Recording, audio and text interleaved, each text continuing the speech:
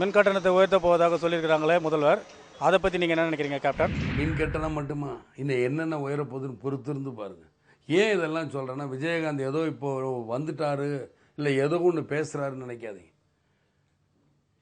மின் கட்டணம் ஏன் உயரப்போகுதுன்னு சொன்னால், பொதுத்துறை நிறுவனங்கள்லாம் நலிந்து போச்சுன்னு சொல்கிற முதலமைச்சர் இந்த ஒன்று மட்டுமா பொதுத்துறை நிறுவனம்? எத்தனையோ நிறுவனங்கள் நலிஞ்சு தான் போய்கிட்டு இருக்கு.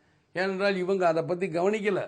5 தடவை முதலமைச்சரான கலைஞரும் சரி, 3 தடவை முதலமைச்சரான ஜெயலலிதாவும் சரி, இது 3ஆவது தடவை. இது வரைக்கும் கரண்ட்டு எப்பவுமே அவங்க கரண்ட்டை பற்றி இவங்க சிந்திக்கவே இல்லை. இதை நான் போன சட்டசபையிலே பேசியிருக்கிறேன். அதிமுக ஆட்சி காலத்திலும் என்ன இருந்துச்சு கரண்ட்டு? 2001 ஒன்றும் இல்லை. இவங்க ஆட்சி காலத்தில் என்ன இருந்துச்சு? ஒன்றுமே கிடையாது. கரண்ட்டை மாத்திரமே அவங்க பேசிக்கிட்டே இருக்காங்க. கரண்ட்டை உற்பத்திக்கு இவங்க எந்த திட்டமும் போடலை. கேட்டால் நான் அப்போவே சொல்லியிருக்கேன், காற்றாலையிலேருந்து வருது. காற்றாலை காற்றடிக்கும் போது தான் காற்றாலை.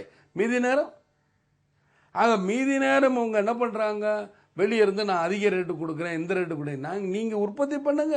உற்பத்தி பண்ணால் இதெல்லாம் குறையுவேன். இதை உற்பத்தி பண்ணாங்களா? பண்ணலை. இவங்க உற்பத்தி எல்லாம் இவங்க வாழ்க்கை தரத்துக்கு உயர்த்துக்கிறோம். லஞ்சத்தையும் ஊழலையும் எப்படி எப்படியெல்லாம் வாங்கிக்கிறோம். இப்போ மின்சாரத்தை பற்றி நீங்கள் இவ்வளோ தூரம் கேள்வி கேட்குறீங்க. இவங்க தேர்தல் நேரத்தில் வாக்குறுதியில் என்ன சொன்னாங்க?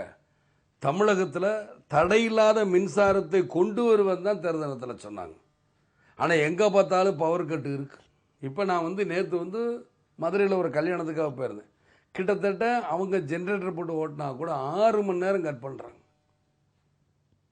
காலையில் 2 மணி நேரம், மத்தியானம் 2 மணி நேரம், மீதி 2 மணி நேரம், ஒரு அரை மணி நேரம், 1/4 மணி நேரம், இப்படி இந்த மாதிரி கட் பண்ணுறாங்க. யார்ட்டையும் சொல்ல. அதே மாதிரி இங்கே வந்தால் மெட்ராஸில் வந்தால் 1 மணி நேரம் காலையில், அப்புறம் 1/4 மணி நேரம், 1/4 மணி நேரம், அது ஒரு 2 மணி நேரம், இப்படி கட் பண்ணிட்டு போனால் என்ன இருக்கும்?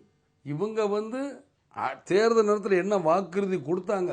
தடையில்லாத மின்சாரம் கொடுப்பேன். தடையில்லாத மின்சாரமாக கொடுக்க போகிறாங்க. இப்போவே தடைப்படுதே. எவ்வளவோ பிரச்சனைகள் இருக்குது. இனிமே போக போக தான் தெரியும். நான் ஒரு கூலி தொழில் வேலை செய்கிறேன். நம்ம யாருக்கோசம் உழைக்கிறோம்? என் பிள்ளைக்கும் என் பசங்களுக்கோசம் உழைக்கிறேன். அந்த பசங்களுக்கே பால் விலையை ஏற்றிட்டாங்க. நான் உழைக்க போறவனுடைய பஸ் விலையை ஏற்றிட்டாங்க. நான் யார்கிட்ட போய் சொல்றது?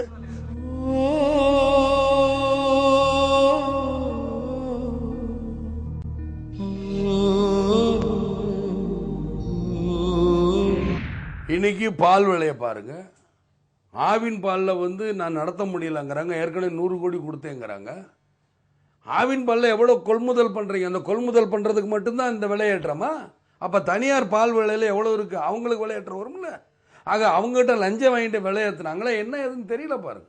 எவ்வளோ கொள்முதல் பண்ணுறாங்க, அதுக்குத்தான் விலையேற்றம். அந்த விலையேற்றம் பண்ணால் ஆட்டோமேட்டிக்காக ப்ரைவேட்காரங்க கொடுங்க. ஏன் ப்ரைவேட்காரங்கிட்ட எல்லாரும் போகிறாங்க? அவங்க 1 ரூபா 2 ரூபா தான் உடனே காசு. அரசாங்கத்தில் உடனே காசு கிடையாது. பால் வாங்குற அளவை குறைக்க முடியாது. பொதுவாக பால் குடிக்கிறது யாருன்னு, குழந்தைகள் குடிக்கலாம், நடுத்தர வயது குடிக்கலாம், பெரியவங்க குடிக்கலாம், இல்லை முதியவர்கள் குடிக்கலாம். இப்படி அளவை இவங்க குறைக்கலாம்னா 1 லிட்டர் ஒரு வீட்டுக்கு வாங்கணும், வாங்கி தான் ஆகணும். அது ஒன்றுமே செய்ய முடியாது. ஆக பால் வாங்குற விலையை குறைனாலும் இவங்க குறைக்கவும் முடியாதுன்ட்டாங்க அரசாங்கம். அப்போ பால் வாங்குற அளவை எப்படி குறைக்க முடியும்? முடியாது. இப்போ உதாரணத்துக்கு சொல்லப்போனால் தமிழக அரசு சொல்கிறாங்க, முதியோர் பென்ஷன் 500 ரூபாலேருந்து 1000 ரூபா கொடுத்துட்டேன்னு மாறு தட்டுறாங்க. 1000 ரூபா கொடுத்துட்டா வீட்டில் இருக்கிறவங்க அந்த செலவுக்கு என்ன பண்ணுறாங்க? அந்த 1000 ரூபாவில் ஒரு 500 ரூபா இப்படியும் கொடுக்குறோம். ஒரு கையில் கொடுக்குற மாதிரி கொடுக்குறாங்க, இன்னொரு கையில் பிடுங்குற மாதிரி இல்லை வாங்குற மாதிரி வாங்கிட்டு போயிடுறாங்க. இதற்கு பேர் எதுக்கு பென்ஷன் கொடுக்காம இருந்துட்டு போயிடலாமே. இன்றைக்கி பார்த்தீங்கன்னா ஒரு சாதாரண தொழிலாளி காஃபி டீ கூட சாப்பிட முடியாத அளவுக்கு இருக்கு. இதைத்தான் சொல்கிறேன். கேட்டால் உடனே இவங்க பழி போன ஆட்சின்னு நாங்கள்லாம் கரெக்டாக தான் இருக்கோம், இந்த ஆட்சி இருக்கேன். இப்படியே பழி போட்டு மக்களை என்ன பண்ணுறீங்க? சாயிர பக்கம் சாயிர செம்மறி ஆடுகள் நினச்சி நீங்கள் மக்களை பந்தாடுறீங்க, ஃபுட்பால் விளாடுறீங்க. மக்களை வருத்தி பண்ணுறதுக்கு பேர் அரசாங்கம் கிடையாது. நீங்கள் எதோ குறை நீங்கள் நடத்த நிர்வாகம் பண்ண அதிகாரிகள்லாம் கொள்ளையடிச்சு நிர்வாகம் பண்ண தெரியலன்னா அந்த நிறுவனம் நலிஞ்சு போச்சுன்னா அந்த நிறுவனத்தோட நஷ்டத்தை பூரா மக்கள் தலையில் கட்டாதீங்க. மக்கள் நல்லா இருக்கணும். மக்கள் நல்லா இருக்கிறதுக்கு தான் உங்களை ஓட்டு போட்டு தேர்ந்தெடுக்கிறாங்க. மக்கள் நிம்மதியாக இருக்கணும். மக்கள் இப்படி கஷ்டப்படுத்துகிற ஒரு அரசாங்கம். வணக்கம் கேப்டன் சார். மத்திய அமைச்சர் மு க அழகிரி உரவிலையை குறைப்பது பற்றி மத்திய அரசுக்கு தற்போது கடிதம் எழுதியிருக்கார். அதை பற்றி உங்களுடைய கருத்து என்ன? உரவிலை குறித்து மத்திய அமைச்சர் மு க அழகிரி பிரதமருக்கு கடிதம் எழுதியிருக்கிறாரு கேப்டன். நல்ல வேலை இப்போ அது எழுதினாருன்னு சந்தோஷப்படுங்க. மந்திரியாக இருந்தார், கூட்டம் போட்டாங்க, உறவழியை கூட்டக்கூடாங்கிறக்காம, அதாவது உரத்தை பற்றி தெரிஞ்சுக்கிறங்கிறதுக்காக அந்த மானியத்தின் பேரில் கூட்ட மாட்டாங்க. இந்த மந்திரி தான் உரம் மந்திரி இவர் தான் போயிருக்கணும், அப்போல்லாம் போகலை. ஒரு சுமார் 3-4 வருஷம் இங்கேயே இருந்து விட்டு இன்றைக்கி தான் அவர் முழிச்சிட்டு உறக்கத்தில் இருந்து இப்போ தான் முழிச்சிட்டு நேராக போய்ட்டு பிரதமருக்கு கடிதம் எழுதியிருக்கார், தயவுசு உறவழியை கூடங்க. ஏன்னா விவசாயிகளை அவர் வீட்டுக்கு முன்னாடி வந்து முற்றுகை போராட்டம் பண்ணுற மாதிரி சொல்கிறார். எந்த விவசாயமில் தான் போன 5 வருஷம் இருக்கும் பொழுது கொள்ளையடிச்சிங்களே, உறவழி தன்னை நிலைநிறுத்திக்கிறதுக்காக பார்க்குறாரு. எங்கள் கட்சி தான் முன்னாடி விழுந்து பேசுதுங்கிறக்காக எழுதுகிறாங்க. இவரும் எழுதுனா என்ன, கலைஞர் எழுதுனா என்ன, ஜெயலலிதா எழுதுனா என்ன. ஜெயலலிதா வந்து மீனவர்கள் பிரச்சனையை வந்து கலைஞரை குறை சொன்னாங்க, அதே தான் இவங்களும் பண்ணுறாங்க. எழுதுறாங்க பிரைம் மினிஸ்டர் எழுதிக்கிட்டே இருங்க.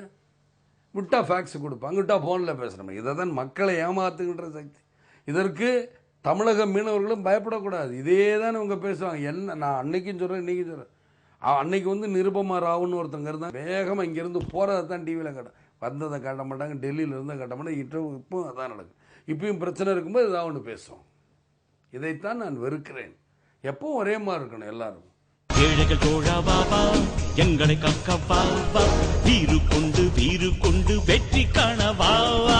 புத்தன் காந்தி இயேசு எல்லாம் இணைந்த இதயம் கொண்டவன், அநீதி அழித்து நீதி காக்க புதிய உதயம் கண்டவன். இல்லை என்ற சொல்லை இனி சொல்ல தேவையில்லை, தமிழகத்து தாய்க்கெல்லாம் நீய செல்ல பிள்ளை. இன்றைய அரசியல் நிலவரம் குறித்து மக்கள் கேள்விகளுக்கு கேப்டன் விஜயகாந்த் பதிலளிக்கிறார்.